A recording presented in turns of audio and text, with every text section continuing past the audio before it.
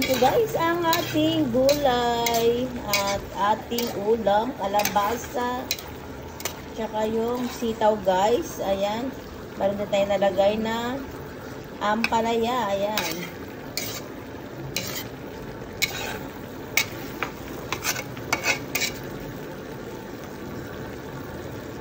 Ayan, dami ngayong gulay natin guys. Ayan. Ganda ng kalabasa guys kasi ang lagkit nito. Ang sarap.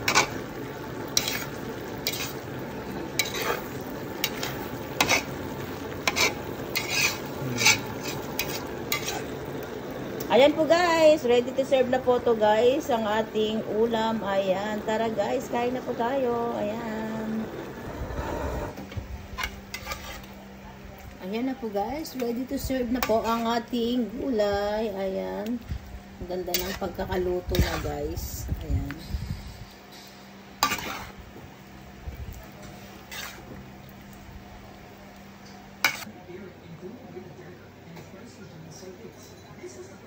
Ayan na po guys, ang ating lunch. Ayan, gulay.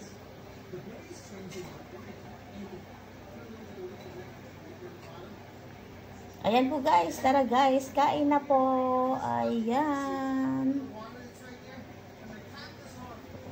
Umusok-usok pa po yan guys. Ayan, thank you guys for watching. Bye-bye.